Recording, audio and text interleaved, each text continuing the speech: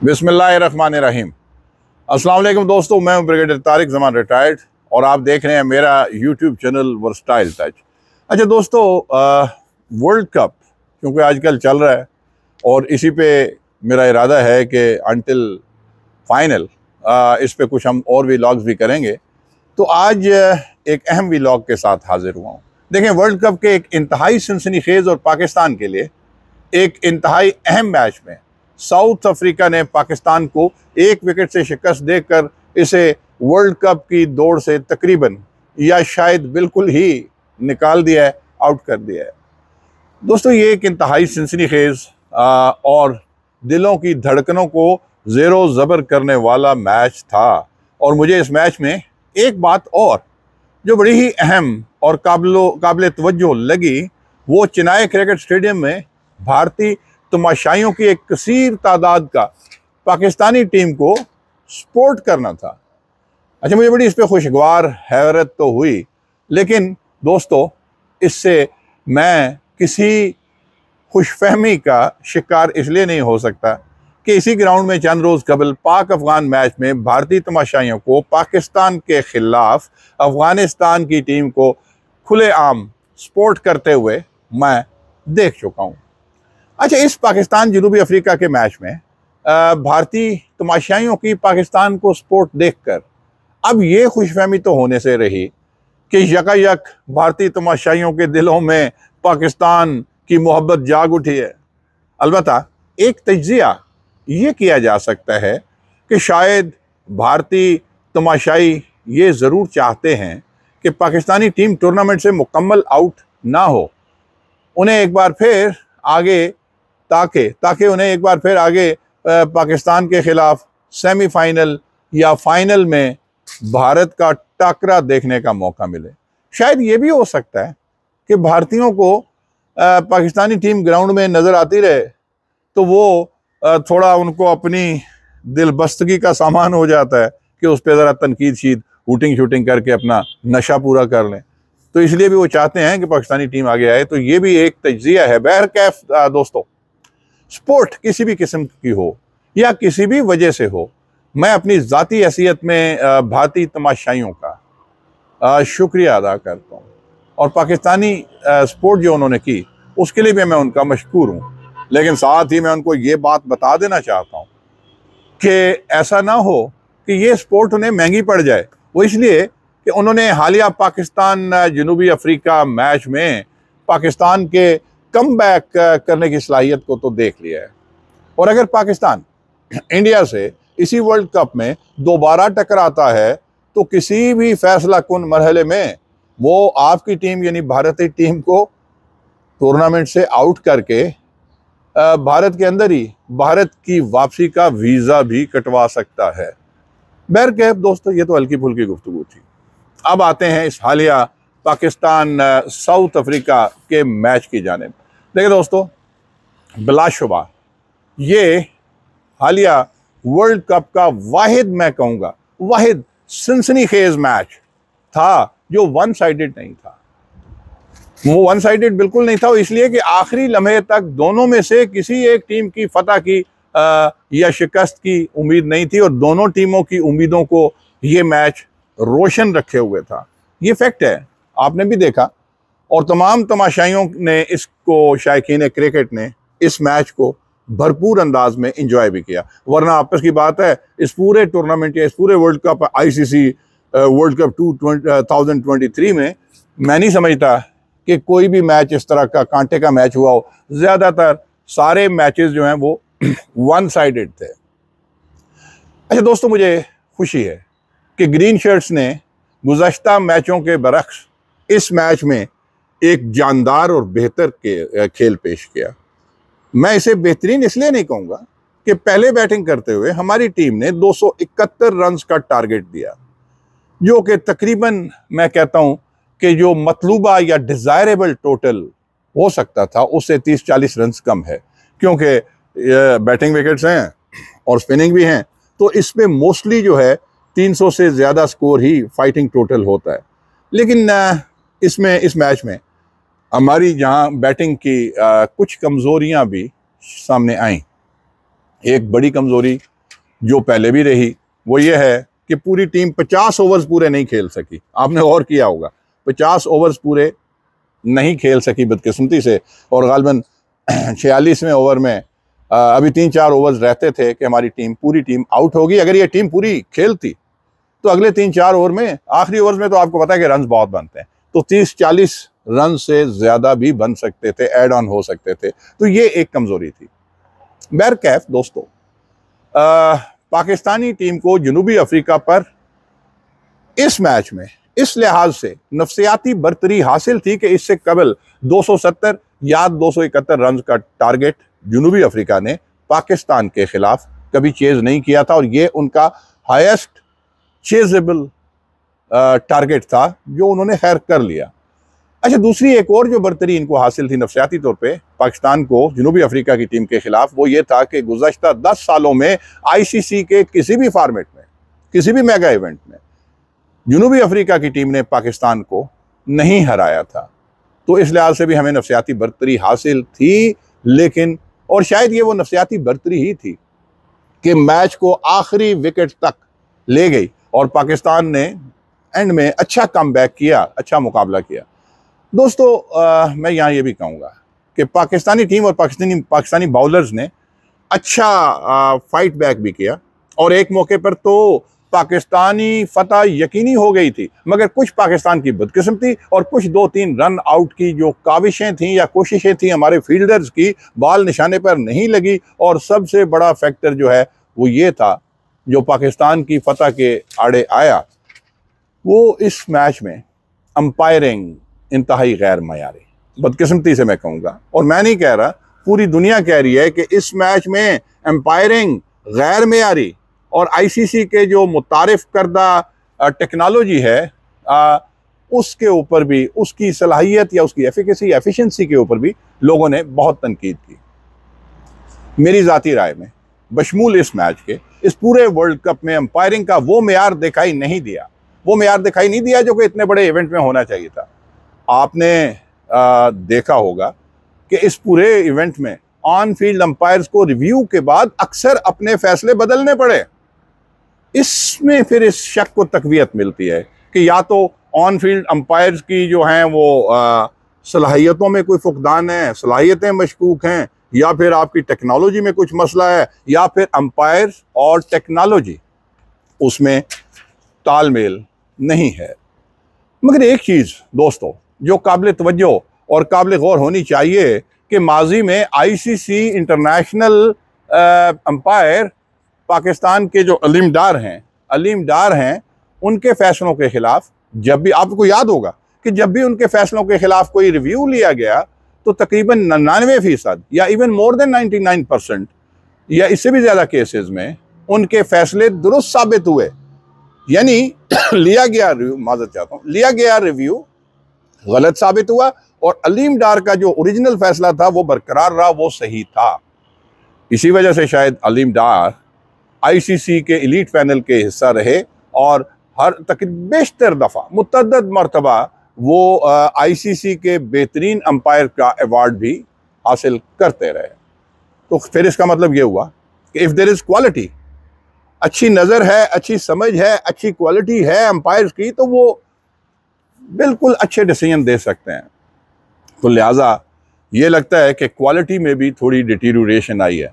खैर दोस्तों, अब आते हैं इस पाकिस्तान जनूबी अफ्रीका के हालिया मैच में अंपायरिंग की जानिब, जिसके ख़िलाफ़ जा बजा तनकीद सुनकर मैं आज का ये व्लॉग बनाने पे मजबूर हुआ। अच्छा, वैसे तो इस पूरे मैच में ही मुतअद्दिद फ़ैसले काबिल एतराज़ हैं, मगर मैं रिवर्स ऑर्डर में सबसे पहले इस आखिरी काबिल एतराज़ फ़ैसले की जानिब आता हूँ, और जो कि मैं कहता हूँ कि फ़ैसला कौन हो सकता था, और शायद यही वो फ़ैसला है जिसने पाकिस्तान की यकीनी फतह को बदकिस्मती से हतमी शिकस्त में बदल दिया। देखें, हारिस रऊफ़ के स्पेल की आखिरी गेंद थी, और उस वक्त जनूबी अफ्रीका की आखिरी जोड़ी क्रीज पर थी। यानी पाकिस्तान को फतह के लिए सिर्फ एक विकेट दरकार थी, और हारिस रऊफ़ की यह तेज़ गेंद जनूबी अफ्रीका के बैट्समैन तबरेज़ शमसी तबरेज़ शम्सी के पैड पर लगी और पाकिस्तानी खिलाड़ियों ने इंतहाई ऊंची आवाज़ में अपील की, मगर अंपायर ने शायद, मैं ये शायद कह रहा हूँ कि इस खदशे के पेश नज़र कि गेंद बल्ले का एज लेकर पैड पर लगी है, हो सकता है ना उनको एक खदशा था कि एज लेकर शायद पैड पर लगी है, तो इसलिए उन्होंने आउट नहीं दिया, अपील को रद्द कर दिया, जिस पर पाकिस्तानी कप्तान बाबर आजम ने फौरी तौर पे रिव्यू लिया और पाकिस्तानी खिलाड़ियों को बज़ाहिर यकीन हो चला था कि वो ये मैच जीत जाएंगे। लेकिन बदकिस्मती ये कि टीवी अंपायर के रीप्ले में जाहिर हुआ कि गेंद बल्ले और आप कह सकते हैं कि गेंद और बल्ले के बीच में वाज़े फ़र्क था। यानी जो अंपायर का इनिशियल खदशा हो सकता था कि गेंद बल्ले को छू के, बैट एंड पैड जिसको आप कहते हैं, कि बल्ले को छू कर पैड को लगी है तो आउट नहीं दिया था, तो वो बड़ा वाज़े हो गया कि गेंद और बल्ले में वाज़े फ़र्क था। यानी बैट को गेंद नहीं टच की थी, नहीं लगी थी, और छुए बिना बैट को सीधी पैड पर लगी थी। और ये गेंद प्रोजेक्शन के तहत बज़ाहिर लेग स्टंप को भी टकरा रही थी, लेग स्टंप को ही टकरा रही थी, मगर चूंकि ये लेग स्टंप को खाली क्लिप कर रही थी, इसलिए ऑन फील्ड का अंपायर जो थे, ऑन फील्ड अंपायर का नॉट आउट का जो फैसला था वो बरकरार रखा गया और इसके बाद जनूबी अफ्रीका ये मैच 1 विकेट से जीत गया। अच्छा व्यूअर्स, अगरचे ये फैसला आईसीसी के मुरव्वजा कवानीन की रूह से तो ये दुरुस्त था, लेकिन इस पर मुख्तलिफ बैनुल-अक़वामी क्रिकेटर्स ने आरडीएस सिस्टम में मौजूद सिकम पर, या जो झोल है उसमें, उस पर तनकीद की है, जो कि बतौर क्रिकेटर मैं भी समझता हूं कि वो तनकीद जायज़ है। रवा वर्ल्ड कप में ये पहला मौका नहीं है कि पाकिस्तानी अंपायर्स कॉल पर किए जाने वाले मुतनाज़ा, इसमें मैं ये कहूँगा कि ये पाकिस्तानी नहीं बल्कि आईसीसी अंपायर्स के रवा वर्ल्ड कप में ये पहला मौका नहीं है कि आईसीसी के जो अंपायर्स हैं वो कॉल पर किए जाने वाले मुतनाज़े फैसले नहीं हुए हों। मुतनाज़े फैसले इनसे बहुत हुए। डेविड वार्नर जब श्रीलंका के खिलाफ आउट करार दिए गए, तो उन्होंने डीआरएस फैसले के तहत आउट बरकरार रखे जाने पर तनकीद की थी, और उस पर वार्नर की ये तजवीज़ थी कि जब भी अंपायर्स का ऐलान करते हैं तो हमें बोर्ड पर उनके अदाद व शुमार भी दिखाने चाहिए। ये बहुत ज़बरदस्त बात की है वार्नर ने। वो इसलिए देखें, जहां आप ICC best umpire of the year award देते हैं, तो वहाँ ज़ाहिर है ऐसे गलत फैसले जो करते हैं अंपायर, वो भी तो, उनका भी तो कहीं ना कहीं इंडोर्समेंट होती होगी ना, उनको भी कहीं ना कहीं आप नोट तो करते होंगे। तो लिहाजा ऐसे फैसलों को मैं कहता हूँ कि डीमेरिट सिस्टम के तहत उन अंपायर्स को आप नोट करें, और अगर वो बारहा ऐसे फैसले करते हैं तो उनको सिलेक्ट ना करें, क्योंकि इससे क्रिकेट जैसा शरीफाना खेल जो है वो दागदार हो जाता है। दोस्तों, अंपायर्स के गलत फैसलों के बायस वर्ल्ड कप के 26वें सनसनीखेज मैच में पाकिस्तान के जनूबी अफ्रीका से हारने पर साबका क्रिकेटर हरभजन सिंह भी हैरान हुए। उन्होंने समाजी राब्ते की एक वेबसाइट एक्स ट्विटर, उस पर एक पैगाम शेयर किया जिसमें उनका कहना था कि आज के मैच में ख़राब अंपायरिंग और बुरे क्रिकेट के असूलों की वजह से पाकिस्तान हारा। यानी आपका जो डीआरएस सिस्टम है उसकी वजह से भी और ख़राब अंपायरिंग की वजह से भी मैच हारा। और उनको ये भी उन्होंने कहा कि आईसीसी को चाहिए कि इस कानून को बदले, और अगर विकेट गेंद जो है वो विकेट पर लग रही है तो इस खिलाड़ी को आउट होना चाहिए, चाहे उसे अंपायर आउट दे कि नहीं दे। और इसके बाद भी अगर यही कानून है तो फिर इसका फ़ायदा क्या, ऐसी टेक्नोलॉजी का क्या फ़ायदा। बड़ी वज़नदार बात की है हरभजन सिंह ने, इस पे आईसीसी को मेरे ख्याल में गौर करना चाहिए। तो दोस्तों, आप ये सुनकर भी हैरान होंगे कि हमेशा पाकिस्तान क्रिकेट टीम और पाकिस्तान के अवाम के खिलाफ बात करने वाले साबिक क्रिकेटर इरफान पठान, उन्होंने भी जनूबी अफ्रीका से मैच हारने के बाद पाकिस्तान की हमायत कर दी। मैं हैरान हूँ कि ये सूरज आज मशरिक़ की बजाय मगरिब से या किस सिमत से निकला, ये मुझे बड़ी हैरत है इसके ऊपर। बहरहाल इसके ऊपर मैं यही कहूँगा कि मेरे कत्ल के बाद उसने जफा से तोबा, आए उस रूदे पशेमा का पशेमा होना। क्योंकि हरभजन सिंह 2 दिन पहले या चंद दिन पहले पाकिस्तान के अफ़गानिस्तान के मैच में जब अफगानिस्तान पाकिस्तान से जीत गया तो वो डांस करते हुए ग्राउंड में गए। हालांकि आईसीसी के मुबस्सर, आईसीसी के कमेंटेटर हैं वो, उनको गैर मुतनाज़ा होना चाहिए और गैर जानबदार होना चाहिए, लेकिन उन्होंने राशिद खान का इंटरव्यू करने के लिए गए तो उन्होंने वहाँ पे डांस किया था पाकिस्तान की शिकस्त और अफगानिस्तान की फतेह पे, और उस पर मैंने एक व्लॉग भी किया था। बहुत सारे दोस्तों ने उस पर कमेंट्स भी किए, इंडिया से भी कुछ लोगों ने किए। कोई बात नहीं, क्रिकेट है, क्रॉस द बॉर्डर भी आते हैं। मैं खुश हूँ कि मेरा व्लॉग आप तक भी पहुँच गया। तो खैर ये तो कोई बात नहीं। हरभजन जो हमारे इरफान पठान हैं, मुसलमान भाई हैं, आखिर मुसलमानों के ख़िलाफ़ मोहब्बत जाग उठी ना, क्योंकि अब की बार एक मुसलमान और एक गैर मुसलमान टीम में मैच था तो उन्होंने पाकिस्तान का साथ दिया। जिंदाबाद, मैं आपका शुक्रिया अदा करता हूँ। लेकिन जब वो दो मुसलमान टीमों में था, अफ़गानिस्तान और पाकिस्तान में, तो ज़ाहिर है किसी एक का साथ देना था, उसमें उन्होंने अफ़गानिस्तान का दे दिया, तो कोई बात नहीं, वो उनका स्वबदीदी हक था। खैर मैं यही कहूँगा कि देर आयद दुरुस्त आयद के मुस्दाक इरफान पठान के समाजी राब्ते की वेबसाइट पे भी उन्होंने एक बड़ा अच्छा बयान दिया है। उन्होंने भी वो एक्स यानी ट्विटर पे बयान दिया है और उस बयान को मैं सराहता हूँ। वो बयान क्या है ज़रा सुनिए। उन्होंने कहा कि बेशक आज के मैच में ग्राउंड में खड़े अंपायर ने, गौर कीजिए, बेशक आज के मैच में ग्राउंड में खड़े अंपायर्स ने दो फैसले गलत दिए जिनसे पाकिस्तान मैच हार गया, और साउथ अफ्रीका ने आज बहुत अच्छा खेल पेश किया। लेकिन यह भी हकीकत है कि किस्मत उनके साथ थी आज, वरना पाकिस्तान से वो ये मैच हार जाते। दोस्तों, ये इरफान पठान का बयान है, मेरा नहीं है।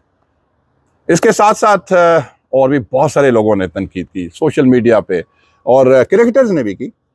साबका पाकिस्तानी कप्तान और चीफ सेलेक्टर, पाकिस्तानी कप्तान और चीफ सेलेक्टर मिसबाउल हक, उन्होंने भी ये बयान दिया। उन्होंने कहा जी कि आरडीएस के डीआरएस सिस्टम को उन्होंने भी हद से तनकीद बनाया। उन्होंने कहा जी कि अगर गेंद लग रही है विकेटों को तो फिर आउट देना चाहिए, वरना फिर इस कानून का क्या फ़ायदा।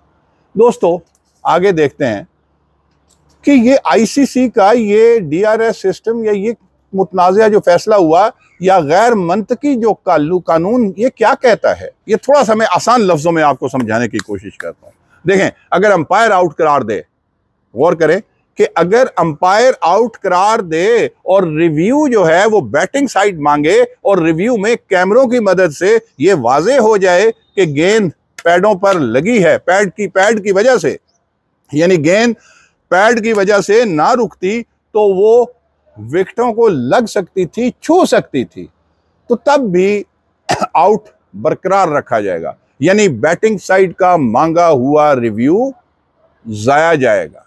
ये गौर करें कि मतलब अंपायर ने आउट दिया, बैटिंग साइड ने रिव्यू मांगा, और गेंद चूंकि उसने देखा कैमरे की मदद से, थर्ड अंपायर की मदद से, कि गेंद छू सकती थी जाके विकेटों को, खाली छू सकती थी, तो फिर भी आउट दिया।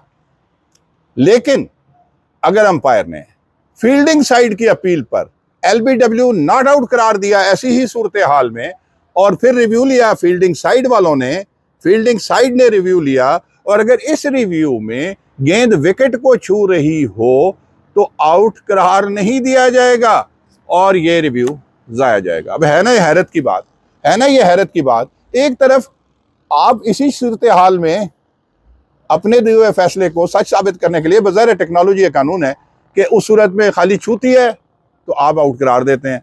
अब फील्डिंग साइड ने अपील की तो गेंद खाली छूती है तो आप आउट करार नहीं देते। तो यानी इस सूरत में आप ये कह लें कि आउट सिर्फ उस सूरत में माना जाएगा कि बॉल रिव्यू में पूरी विकेट को छूती दिखाई दे, अगर फील्डिंग साइड ने रिव्यू लिया।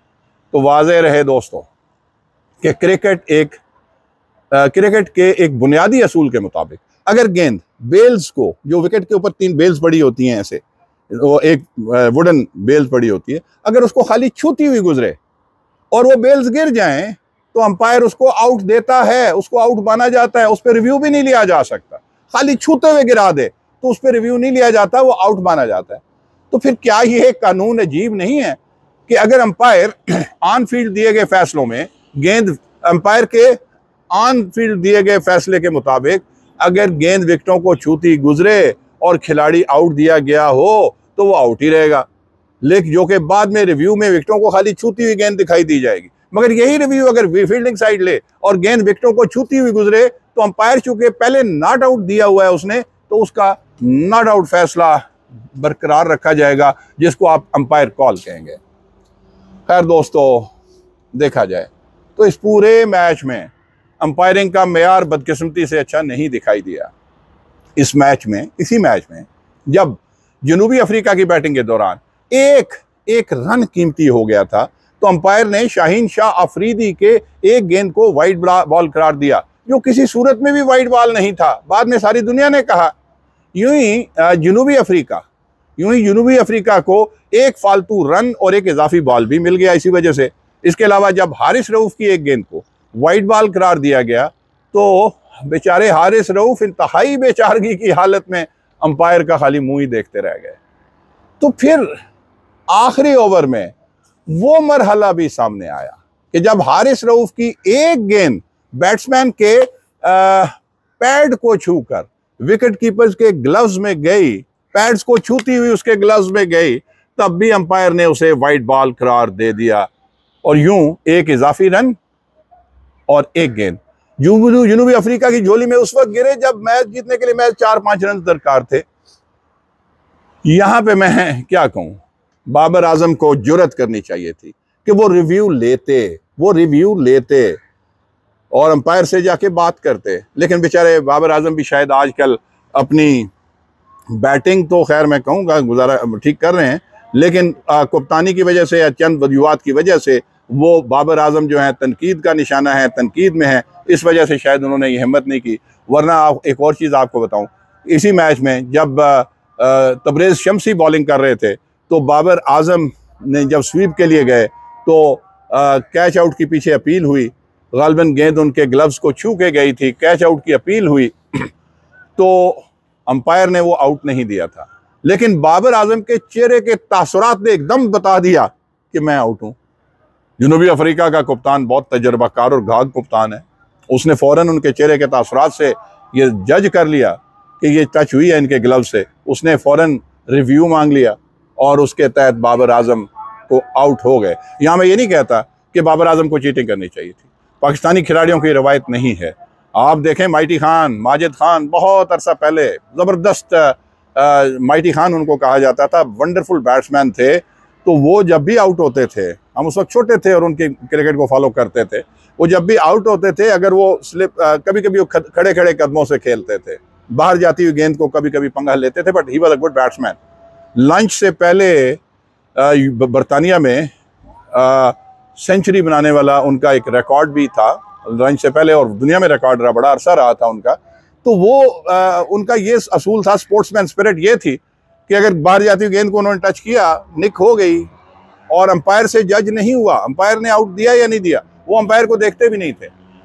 जब भी वो होता था आउट, उनको लगता था कि मैंने खेला और गेंद विकेट कीपर्स के ग्लव में गई है, तो अंपायर को देखे बिना वो बाहर चले जाते थे पेविलियन की जानिब, अपने आप को आउट डिक्लेयर करके। ऐसे ऐसे खिलाड़ी गुजरे हैं। लेकिन मैं सिर्फ ये कहता हूँ, चीटिंग नहीं करनी चाहिए।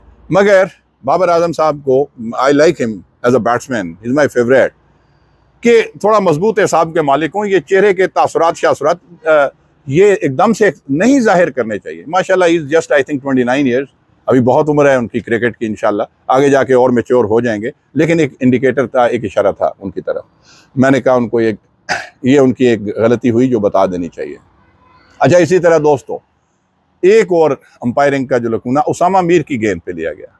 उसामा मीर की गेंद पे लिया गया, जो हमारे स्पिनर हैं। जनूबी अफ्रीका के लिए एक रिव्यू जो उन्होंने लिया कि उस पर आउट का फैसला वापस हुआ था, यानी उसामा मीर ने आउट किया, अपील हुई, अंपायर ने दे दिया, रिव्यू लिया साउथ अफ्रीका की टीम ने, कैमरे की मदद से देखा गया कि गेंद शायद विकेटों में नहीं जा रही थी और वो आउट का डिसीजन वापस हुआ। लेकिन बाद में मैं ये सुनी सुनाई बात है, इतनी कंफर्म नहीं है, मैंने कहीं पढ़ा है सोशल मीडिया पे कि बाद में किसी जगह पे ये साबित हुआ कि किसी और कैमरे में वो गेंद विकेटों में जाती दिखाई गई, और साथ ये भी कहा कि आईसीसी ने उसके ऊपर माजरत की कि शायद कैमरे का कोई फॉल्ट था, शायद उस कैमरे का फॉल्ट था या इसका था जो गेंद विकेटों में जाती हुई दिखा रहा है या जो बाहर जाती हुई दिखा रहा था। मैं इस पर कोई कमेंट एज एन अथॉरिटी नहीं करता, ये सुनी सुनाई बात थी। लेकिन आई थॉट कि अगर है ऐसा, अल्लाह करे ऐसा ना हुआ हो, अगर है तो ये भी फिर काबिल एतराज़ है और ज़्यादा थोड़ा सा मैच को दागदार कर देता है। एनीवे दोस्तों, ये तमाम बातें मैंने कर ली। अब मैं एंड पे सिर्फ यही कहूँगा, ये वर्ल्ड कप चल रहा है, पाकिस्तान के लिए तो शायद ये वर्ल्ड कप की दौड़ ख़त्म हो गई है बदकिस्मती से। आगे 3 मैच हैं, कम अज़ कम इनको जज्बे के साथ और हौसले के साथ खेलना चाहिए, हौसले के साथ खेलना चाहिए। जैसे कल खेले हैं साउथ अफ्रीका के खिलाफ, वैसे ही खेलना चाहिए। इनको किसी सूरत में हिम्मत नहीं हारनी चाहिए। दुनिया को एक दफ़ा दिखा दें, जैसे अभी दिखाया है, दुनिया को एक दफ़ा दिखा दें कि यार हम हैं, we will prove our mettle. कोई बात नहीं, हारना जीतना अपनी जगह है, लेकिन दबंग तरीके से खेलें, क्योंकि मैं यही कहता हूँ कि हार जीत जो है वो मुकद्दर में होती है। खेलें तो अच्छी तरह से, दुनिया को दिखा तो दें कि हाँ, we are a well knit unit, we are a strong team, और हम जीतने की मुकम्मल अहलियत रखते हैं। दोस्तों, इसके साथ ही मैं अब इजाज़त चाहूँगा। ये वर्ल्ड कप चलता रहेगा इंशाल्लाह, मुख्तलिफ छोटे मोटे व्लॉग्स इस पर करते रहेंगे। मैं मशकूर हूँ दोस्तों का, आप कमेंट्स भी करते रहते हैं, फ्रॉम अक्रॉस द बॉर्डर भी करते हैं, कोई बात नहीं। क्रिकेट तो गेम है, गेम ऑफ वर्ल्ड है, पूरी दुनिया की गेम है, और खेलों में बाउंड्री से क्रॉस भी लोग एक दूसरे को दाद भी देते हैं, तनकीद भी करते हैं, कोई मसला नहीं। लेकिन यह है कि मुझे खुशी है कि लोग व्लॉग देखते हैं, सुनते हैं, कमेंट भी करते हैं।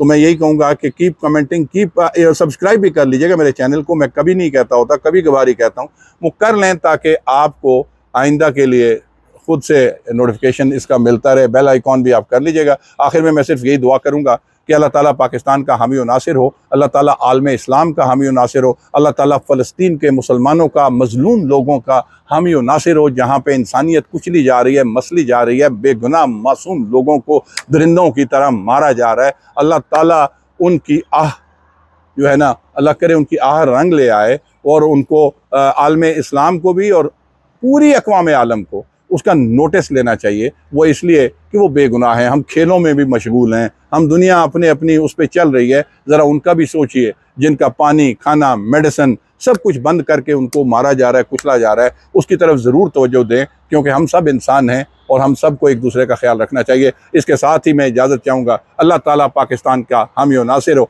अल्लाह ताला आपका हामी व नासिर हो, अल्लाह ताला पूरी इंसानियत का हामी व नासिर हो, आलम इस्लाम का हामी नासिर हो। इस नारे के साथ इजाज़त चाहूँगा। पाकिस्तान जिंदाबाद।